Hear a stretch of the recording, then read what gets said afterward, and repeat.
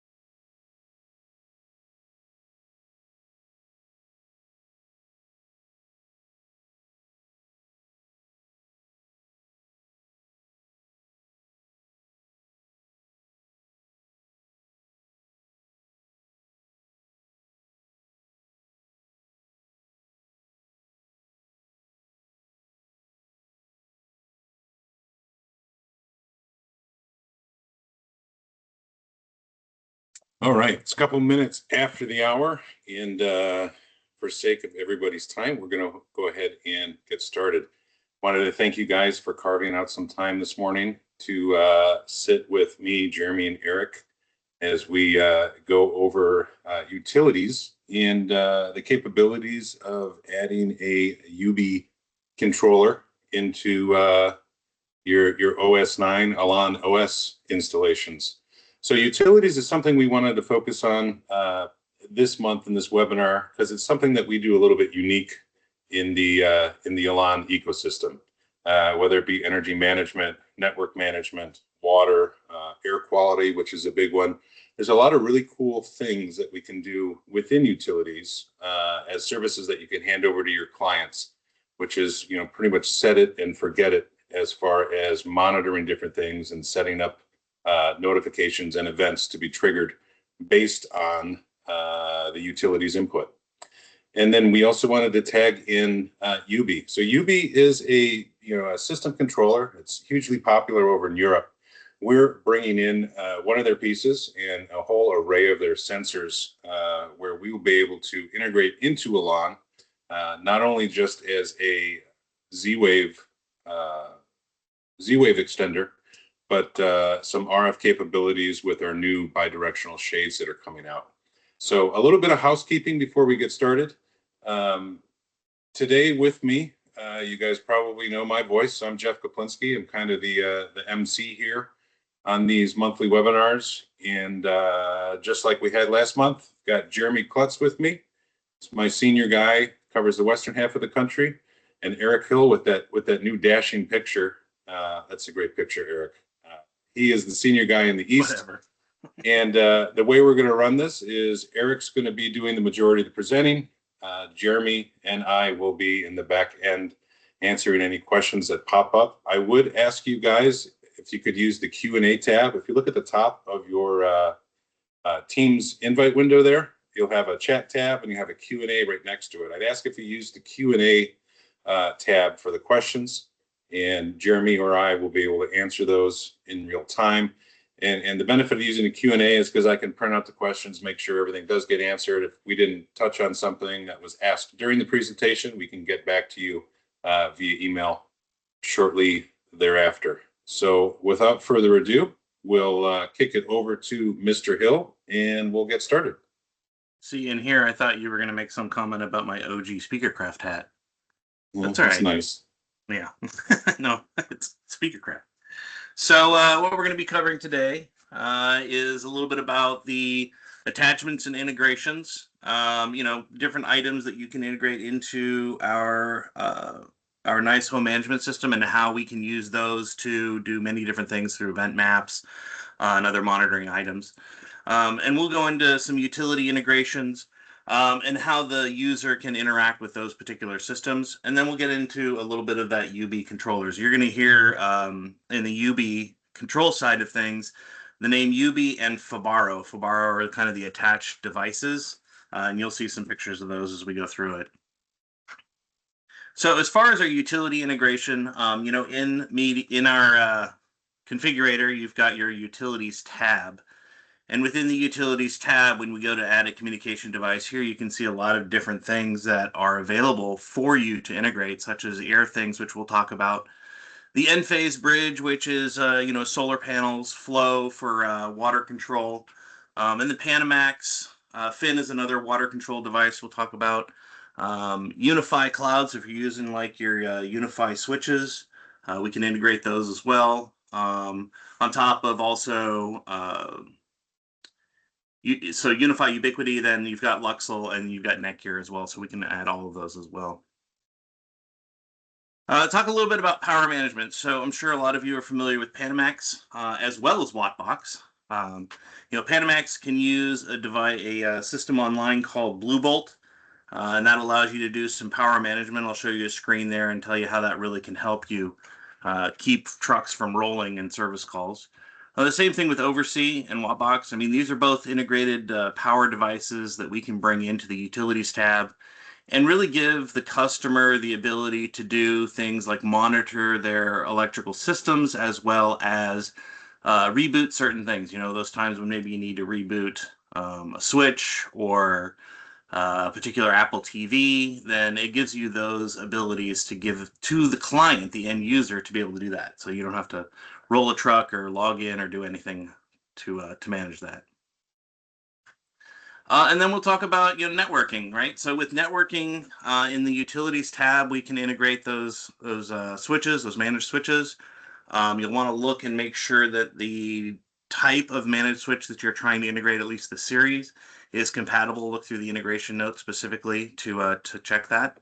But again, aside from being able to reset individual ports on like power, this means that you can reset individual ports on a network switch. So maybe you need to reboot a camera or a particular network device. It makes it very easy for the end user to do that here, or for you to do it through cloud management or through configuration. One other thing that has been kind of, I don't know about missed necessarily, but really hasn't been talked about a lot, is this power link. So anytime you're in any device, whether it be in any tab, whether it's lighting or media or any other tabs, when you go to a specific device, there's a drop-down menu that gives you the ability to connect to a power link. And what that does is allows you to select, a particular outlet or particular network port. And then what it'll do is actually give you the ability when you're in your cloud management here, you can see where it says power link, and you've got the ability to reset or turn off and turn on a particular port. So if we're talking about Panamax or Wattbox power, we're able to actually manage this without actually going into the configurator. Now, why would that be important?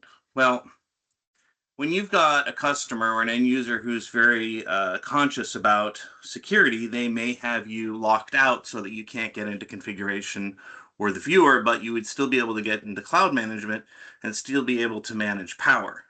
So if we've got this, the utility set up for, say, a network switch, then here we can reboot a specific port on a network switch. So rather than power, this would be managing your network switch itself. So here you can see it's a camera that's plugged in. We can get some information about it, and we can reboot it directly here. Now, of course, you can still do that within the configuration, but you can also do that in the end user interface. So here you see on the bottom page on the left, that's the end user interface. So this is a Panamax piece. This particular one's giving us some gauges to tell us what's happening with it. And more importantly, if you look at the design of what the different on, off, and this little lock here, it gives you the ability to limit what the end user can do. So like for instance, in a modem, we obviously don't want them to turn off a modem. Once they turn off the modem, it's going to be very difficult to get the system back on, right? So in this case, what we've done is you give them the ability to do a reset with this reset button here. But what's going to happen is because it's locked, it's going to require a PIN code. And that PIN code is set up in user management in the viewer. As you go down some of these other ones here, you'll see that we've got Apple TV and Roku, and these don't necessarily have locks on them, but also the power switch has been grayed out. That means that these are only available to do resets, whereas, say, for instance, my autonomic here gives me the ability to reset power, but then also turn it on and off. Meant to have a little slide here for it, but what you would do is you would simply click on like outlet 1, and there are going to be options there of whether it needs to be PIN code required, whether it has power ability, or just reset only. So it does give you all of those options, and it allows you to dictate what you want the user to be able to do. And Eric, if we kind of glanced over. If we go back to the PowerLink, PowerLink is a huge thing. It's still even talking to dealers. Got a lot of questions about it. What's the PowerLink tab? And we added that into the Elan OS probably about the same time we went to location architecture when we moved to the new navigation build. And just that list under PowerLink in the configurator, that'll populate dynamically based on what you have already in the system, whether it be a PoE switch or or Blue Bolt, Wattbox. And the real benefit, I want to hit this home, is if you're going into Management Cloud and you're hitting a location, and you're getting that snapshot of the system health under location, you have the ability right there to, reboot, power cycle, everything that you have tagged as a power link at that top level in Management Cloud.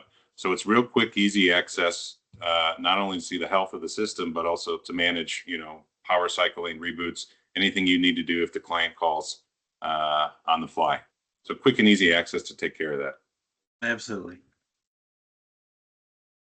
One of the things that we can do in utilities is air quality monitoring. This really came about during the year of COVID, and people were really becoming more conscious about the air quality in their house. So one of the APIs that we developed was the air quality monitoring using AirThings. There are a couple of other devices that are available.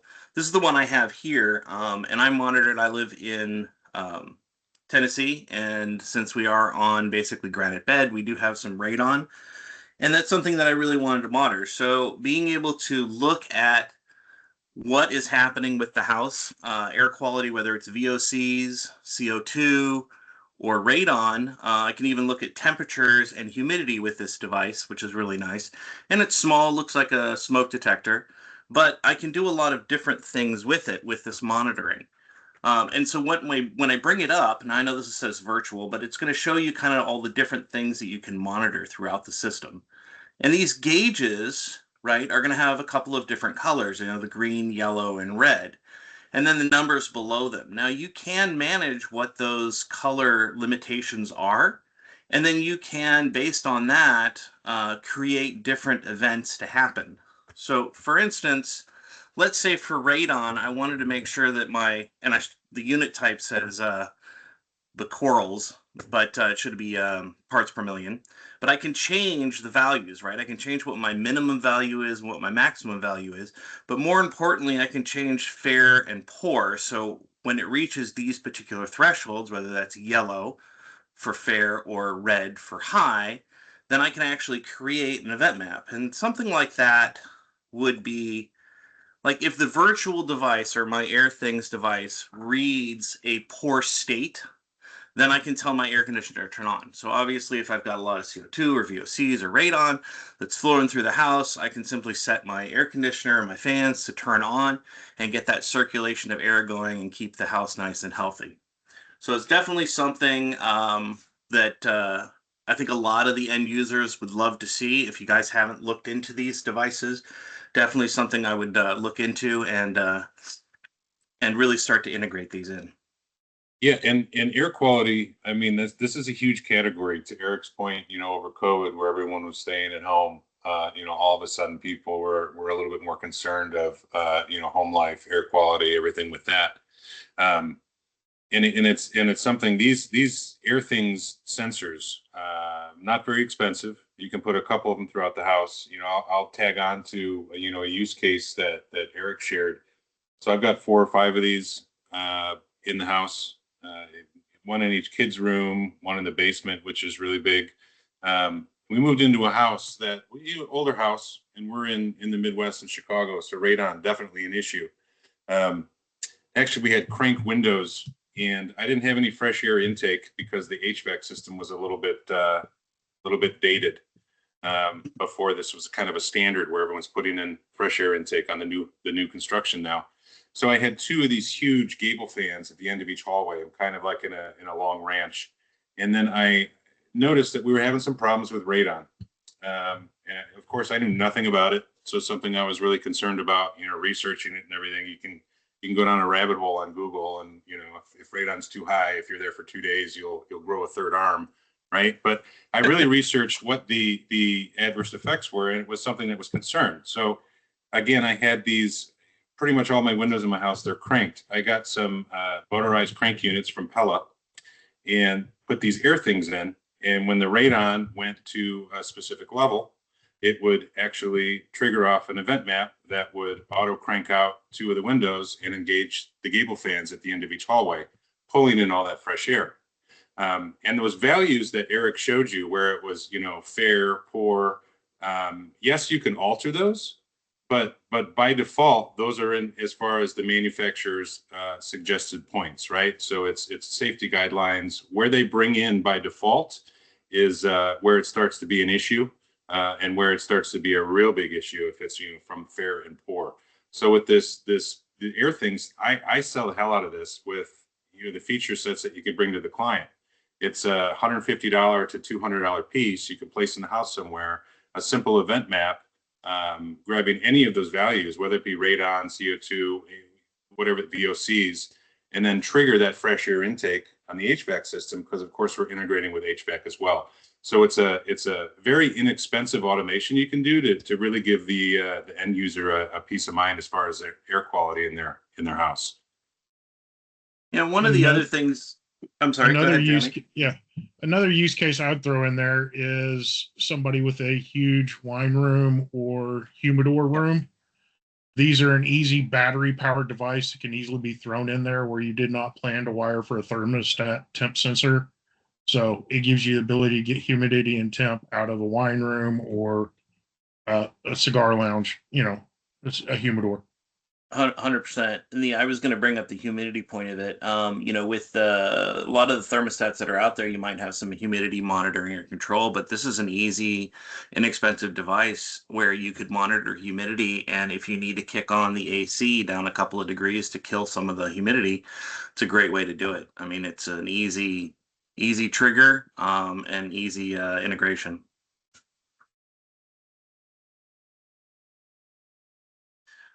Some of the other things that we have within utility is Enphase, which is a solar system. And it does give you the ability to track a lot of different things, like how much power you're drawing from the grid, how much you're producing through the solar, how much you have left on your battery. And then you can kind of look at the history of, what is it doing, what kind of days you're having as far as sun. So it's a really great way to integrate the solar system and be able to track.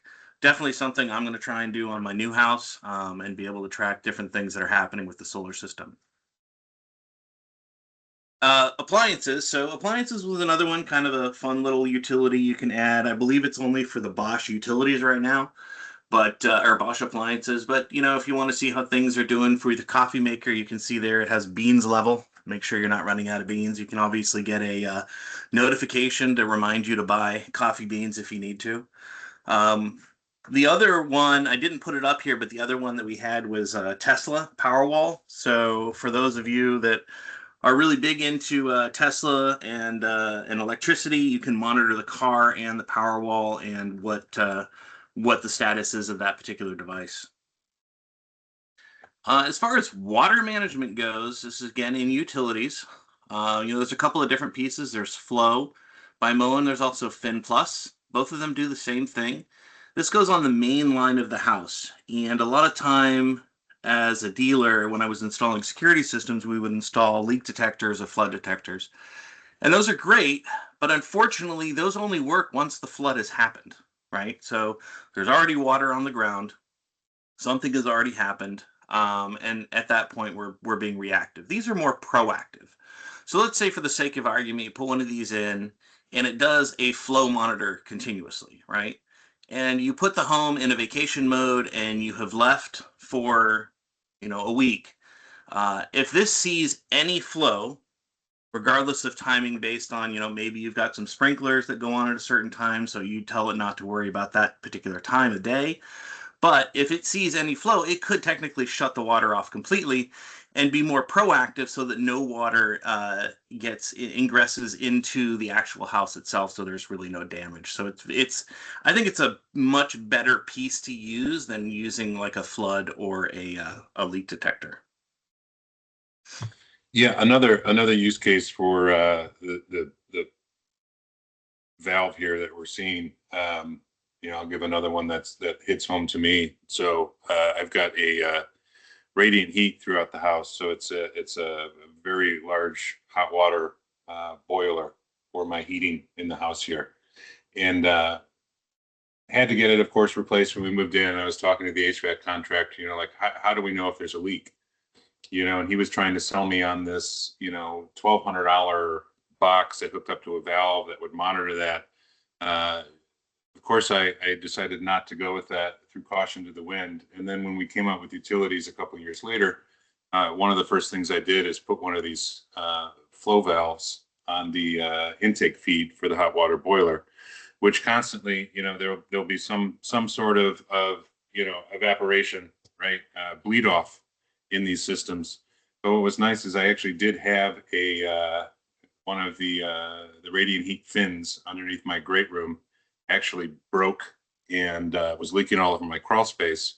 And the flow piece detected it was a higher flow rate than normal, shut it off. And I was actually out in California at the mothership at the time. So what turned into, still had water in the crawl space, but it just drained what was already in the pipes. Aside from, if that would have been running for 3-4 days, constantly feeding, we would have had a big problem. So there's a lot of different use cases of this: hot water boilers, irrigation systems for inlets, not just whole home, because it comes in a variety of different NPT thread sizes. So there's a couple more applications you can use with this. Yeah, one quick application for those that are not Northerners. Down in Florida, we used one to turn an ice maker on and off, so that when the guy got to his house and he was ready to go fishing, the ice was ready to go. All right, so this is actually a screenshot of Blue Bolt, and what I wanted to show you here is that it gives you the ability to create conditional reboots, or what we call pings. And what's going to happen is I've got this set up so that it monitors Google. So you can see here, right here in the middle where it shows 88888, that's monitoring Google. And it looks for that for 5 minutes. So in other words, if I can't reach the outside world from my network, and it goes on for 5 minutes, and after that 5 minutes it pings again and still doesn't see it, I've got the instruction to tell it to reboot the modem, and then reboot the router and reboot the switch, and it's all based on timing, right? So I want my modem to reboot first and then come back up completely. Then my router will reboot and come back up completely. And this will really reduce calls to rolling the truck, because if there is a problem with the router or the modem and it needs to reset in order to reconnect to the world, then this does it automatically and keeps things going for you. Down below, what I've shown you here is our cloud management and managing alerts. Now, if you guys have all of your locations set and you aren't using these alerts, it's definitely something I would highly, highly recommend looking at. The reason is because if, for instance, in this situation, this is showing a video camera, it's a little fuzzy there. Hopefully you guys can see that. But what's happening is if this camera goes red, yellow, or green, so in other words, if it goes offline, it's syncing, or it's okay, then I'm telling it to set up a notification in my app. And I can also set it up so that an email can come across to my email and tell me that that camera is offline, and immediately can go in and take care of it. Now, the reason that I wanted to point that out is really be a lot more proactive in helping your clients, because it would be a lot better to have this fixed prior to the client finding out that there may be an issue with the system being offline. So you can be very proactive about those service calls and reducing them, and really keeping your systems online and healthy. I think that was an important slide, because again, talking to dealers, a lot of dealers are still setting all of this up, natively in Blue Bolt, and don't realize the fact that we move this over into Management Cloud to set up the scheduled pings and everything. So kind of a one-stop shop where you're not having to hop around to configure different aspects of the system you're installing. Yep. Okay, we're going to get into some of the available attachments and integrations with the Yubii Home. That is the Yubii Home brick there. There's a couple of different versions that are available on the market. And did you mention about the portal yet, Jeff? No. So these Yubii Home kits just launched on the portal, and in the weeks to come, if they're not already, I say weeks to come, it'll probably be this week. All of the different sensors, parts and pieces that we're going over will be available as well. So one thing, we'll take a step back for a minute. Eric at the beginning of the presentation talked about Fabaro. So Fabaro was a company that was under our umbrella, and we're taking the new version of all of these sensors are branded Yubii. Yep. Not Fabaro anymore. So same sensors. They've updated a few, but they're all going to be branded Yubii. So when you're searching on the portal, you're not going to want to search Fabaro. You're going to want to search Yubii. Right, and you're going to see pictures today where they say Fabaro, so just keep that in mind. But the Yubii integration here, this is a great way to extend or create a Z-Wave environment, as well as a great small shade controller. So I want you to keep that in mind. I know that we have our Z-Wave extender and our antennas that we can use on our devices, but I got to be honest, these Yubii homes are very strong. We can get a lot of distance out of them. They're very easy to integrate. And as we go through it, you'll see there's a lot of different things you can add to this and a lot of different sensors. And in those sensors, a lot of different triggers that can be used. Yeah, and one of the big advantages, right? You guys know, Z-Wave, when we unleashed that with the newer controllers, came with the Z-Wave, antennas as an a la carte option. But 9 times out of 10, where's the controller? It's in a mech room. It's in the basement, right? And you've got maybe a 4 to 6 foot whip on those antennas, if that. So placement wasn't ideal. So then we came into the factor where we enabled Z-Wave on extenders, right? So this is kind of the same principle, but coming in at a lower cost point. If you're putting Z-Wave devices in the home, they're generally a little bit lesser expensive, just because there's Z-Wave technology as far as not being, Wi-Fi or any other means of communications. So same principle here with this Yubii gateway, where you can have multiples of these around the house based in close proximity of whatever they're controlling, right? So the node count for Yubii, when integrating into an Elan OS system or a nice home management system, follows the same protocol as we do with extenders, right? So if you have let's say we have an SC150 that's licensed, right? You can have up to 4 of these throughout the house. 350, of course, 16, right? So the flexibility with this, being able to place these, and their Wi-Fi, right? So they don't need, a wire to them. There is a means to get them hardwired, but you can place these around the house. A lot of the times, the biggest thing is those door locks. The door locks always seem to be out of range of wherever is a convenient place for the nice home management controller. The 350 or the 150 being in the mech room or down in the basement or in a rack room. This solves that problem at a better price point, a lesser expensive price point than putting 150s all throughout the house to achieve the same results. And to Eric's point, it's a much better. We feel it's a better Z-Wave radio internally in there.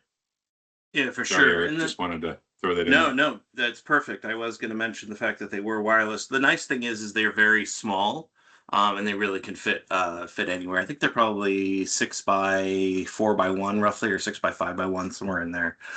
So they're a pretty small package. And the great thing, like he said, is Wi-Fi, and you can put them just about anywhere you need to.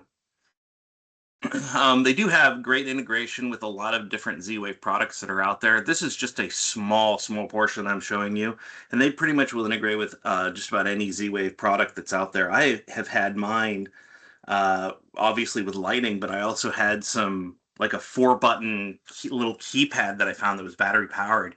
And it was awesome. I stuck it to the wall, and I was able to do some quick access buttons for doing lighting or shade automation just right there off of this little keypad, which was kind of cool. But these are some of the devices. You've got this wall plug that's here. Obviously, the standard dimmer. I'm sure you guys are familiar with the Go Control dimmers. Those are still around. And then that bottom piece is kind of neat. That's an RGBW controller with several different types of inputs available on it.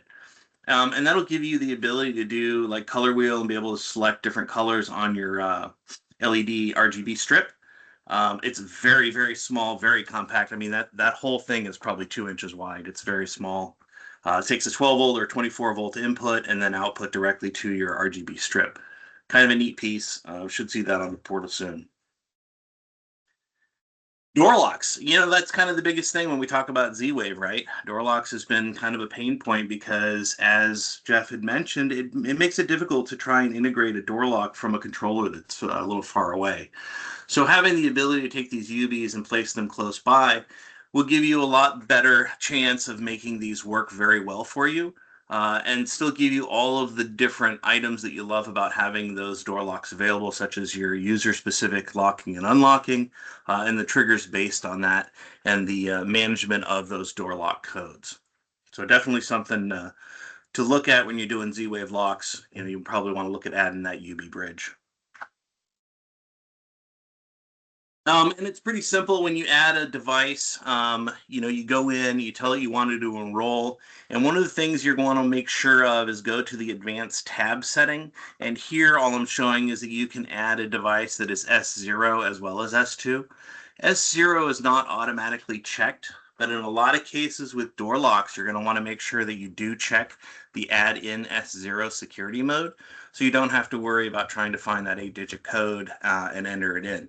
With S0, it'll automatically enter in without any sort of security. So it'll make things a lot easier for you when adding it into the Yubii. A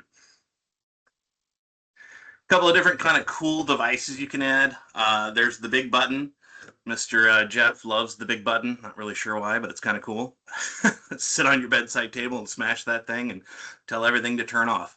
It literally is just what do you see there is a button that can sit on a side table or something like that. You hit it, and because of that trigger, we can tell it to do anything in event maps. Turn off the entire system, play some favorite music, whatever you would like to do. Some other things you're going to see here would be like the flood sensor here. Now, we just talked about fin and flow, but obviously there are availabilities of doing like flood sensors and leak detectors that are directly connected to like the Yubii system. Again, Z-Wave, but it does give you information about it, and you can create triggers based on information coming back in. Then this crazy looking green eyeball thing is a motion sensor. Next to that, the doors and windows. And what I want to mention about these particular devices, whether it's the motion sensor, the doors and windows, or the flood sensor, is that these have multiple different triggers. This isn't just a motion sensor. This isn't just a door trigger. This isn't just a flood sensor. They actually will monitor also temperature and humidity. So if we go back to what Jeremy was talking about, which is a great use case, we talked about a wine cellar. If you just wanted to put in a door contact inside the wine cellar, you've got two things now that you can monitor. Did somebody open the door? Which is a good one to know if you got kids around. And two, you can also monitor that temperature inside that wine room and be able to do any trigger you need to, cool it down, warm it up, whatever you need to do. But it'll monitor that with one device, a door window sensor that has contact closure built into it for the door, and also being able to monitor that temperature. The motion sensor adds light detection as well. So with the motion sensor, you've got that set up in your room. You can also have that trigger shades based on what the light is in the room, or turn lights on and off, of course. So these are all very, very useful devices, and they do a whole lot more than just the basics of motion sensing or monitoring a door opening and closing. Eric, I got to talk about the button for a minute. Yeah, go for it. I knew you were going to. I know you guys are probably looking at that button and being like, man, and I got to be honest with you. My first impression was the same, right? But so a couple different use cases. I use this daily, right? Where I'm working, when I'm home, if I'm not on the road, I'm in my office. I've always got the music playing. Calls are coming in all the time. I have one of the buttons on my desk, and it basically just performs a mute function, right? So I've got my music up, a call comes in, I hit the button. Rather than going to my touch panel, going to the UI, going into that. We put a system in at my sister's mother-in-law's house, dual features here, right? So one button right next to the recliner there. Not to sound ageist, but you get up there in age, you're creatures of habit, right? We're even creatures of habit when we're younger too. But she'd sit down, she'd hit the button, the TV would turn on, it go to this specific channel that she watches and stays on all day. She hits it again, it turns it off as a toggle state. I've also had dealers use this as panic buttons. So Yes. in this, within Elan OS, you can determine, okay, if this button is hit 5 times within 10 seconds, do this. So if we're doing, variables and through event maps, there's a lot of really cool things you can do with a button as a single press, a double press it 10 times, press it 5 times to do different options, right? It's a cool little feature. And that little eyeball down there, I mean, that's like an all-in-one sensor. So it does temp, it does occupancy, it does motion, it does humidity. There's a lot of really cool things we can do with these really inexpensive sensors, and with not a lot of effort, not a lot of programming, give that end user some really cool things they can do with the Z-Wave sensor platform. Yeah, no doubt. And then, that big button, while it does look like a little innocuous piece, I mean, it like he says, there's so many different things you can do with it, and it's very, very simple. You don't need a college degree to hit a button. Trust me, it's easy. So within the Yubii hierarchy, this is kind of just showing you, the devices that have been added in. But what's nice is these are all door locks, and it does show you within the door locks that it does have battery levels here. It does give you the ability to tell what room it's in and do a little bit of management. Obviously, when you bring those into the Nice Home Management System, we have all of that information brought in, and you're able to go and manage the door lock, the key codes, and who's coming in and when. I mean, there's a lot of different things we can do, obviously, with door locks. We're not going to get into all of that. But again, Yubii, it's a very, very easy thing to integrate. You can simply go to devices and hit add, and you can add any type of device. One of the big things that you can do is add our BD motors. We have these new motors that are going to be coming in soon, these battery-powered motors, as well as our current RF offering.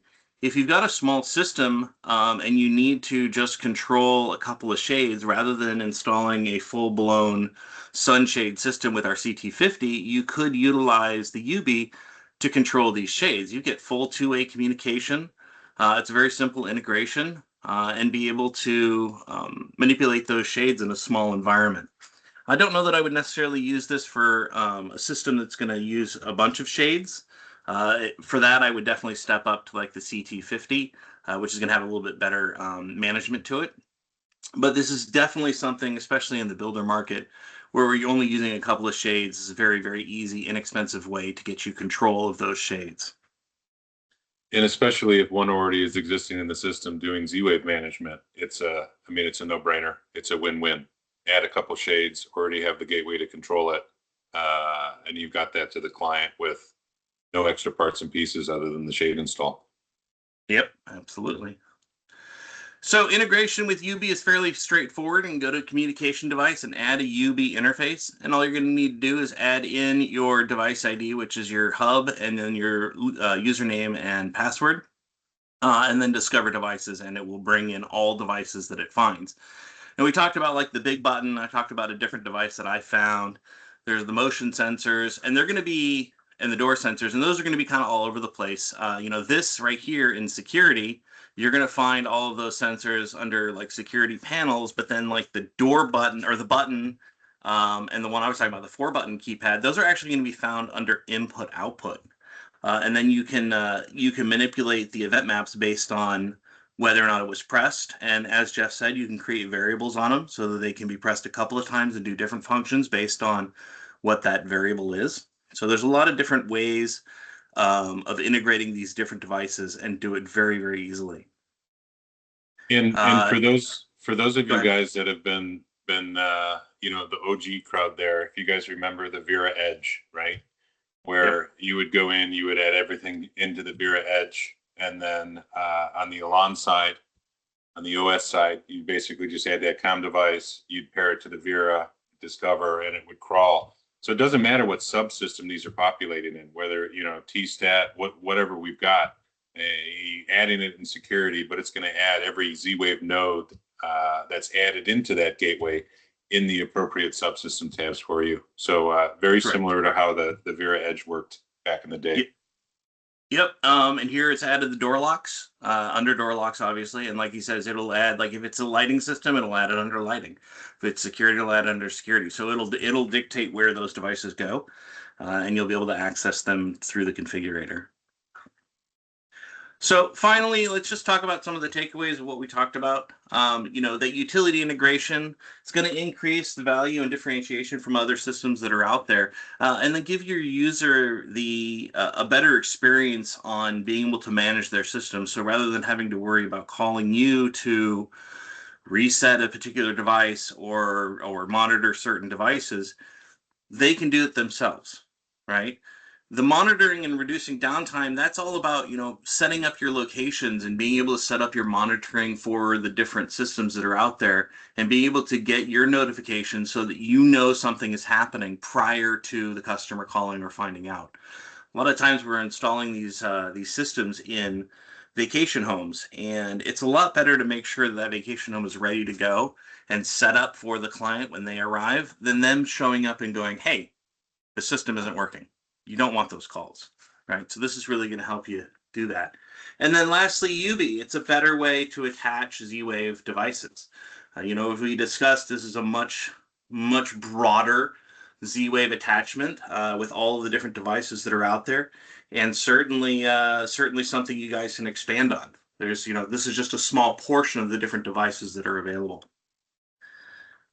Well, that is my spiel. I know you guys have got some questions. We're going to head over to Jeremy and Jeff, and you guys can read out questions. We'll go ahead and answer them. Yeah, one of the biggest questions, and I'm glad somebody asked this, because when we came about with bringing the solution in stateside, that was my first question too, because it really would add flexibility into the system, and it's the Yubii Home Pro with Zigbee. So the Yubii Home Pro, it's a different model that's not currently offered in North American market yet due to some FCC and radio issues. But that is something we're working on. I would love to have Zigbee capability brought into the Elan OS, being able to cover Z-Wave as well as Zigbee, both of those protocols. So that is something that we've looked at, and that is something that I've talked with the PLM on this category for. So more to come in the future, but that is definitely on the radar. Perfect. Yeah, Matter as well, for sure. Oh yeah, Matter is definitely something we've been talking about quite a bit. Yeah. Issues with the button. Honestly, the only issues I've had with the button is where I tried to do some really out of the box things with a button downstairs in my media room for my son. As 2 presses does something, 4 does something else. When I got above 8 button presses, the buffer rate, with the delay on the buffer for the Z-Wave communication, it didn't work as planned. Yeah. But other than that, as far as connectivity, I thought I was going to have problems with a pressing it 5 times within 10 seconds to trigger something, like we did as a panic button to activate the panic mode on a security system. It's been working great. And for muting, the reason I use it in my office is because it's literally it's a hell of a lot quicker for me to just hit that button than to go to the touch panel, which is 2 feet away from me on my desk in a desktop stand. The button does it faster. So the response time on it's pretty cool. I know we spent way too much time talking about this button, but it's it's a the cool possibilities device. are endless. I've walked in and seen installations where there's 3 or 4 buttons on a end table in a family room, different colors, and they all do different things. And oddly enough, it's always geared towards the older generation, right, Eric? Eric's getting up there in age. Yeah. Okay. But the older sure. just it's easy. I can hit a button that does this. I know that we as integrators overthink and overcomplicate and probably think that I'm not doing this. This is a joke, but it has its place, guys. I'm telling you, it definitely has its place. I personally like the one-touch shutdown. That's the thing for me. Who doesn't like just a giant red button? Yeah, really. All right, what else we got? Next one was powering the Yubii. The Yubii is powered by a USB port. And that's USB-C the or only, mini, sorry. yeah, mini. It's the only connection on the box. So if you want to hardwire it, it does require an accessory that is available for like your Roku sticks that you do USB, and it breaks out to a network jack as well. Yep. So you can go hardwired with that. If you can hardwire it, always hardwire. Otherwise, just Quick use note. Wi-Fi and USB. Yeah, quick note on that particular adapter is not something that we have available. So it's a third-party source for that, just so you know. Anyone else? That was, unless I'm missing anything, Jeremy. Nope, that's None pretty of the much it. majors? Talked That's the about major the Tesla questions. Powerwall. Would this work to control Hunter Douglas wireless shades without a PowerView hub? No. I do not think so. No, you'll No, still I need didn't. that PowerView hub for that. Yeah. Yeah, I didn't see any integration for that when we were going through it. Yeah, you would definitely need Power Hub, but that's not going to go through the UB. That's going to go directly into Nice Home Management. Sorry, stand by 1 second. Somebody had asked one question here.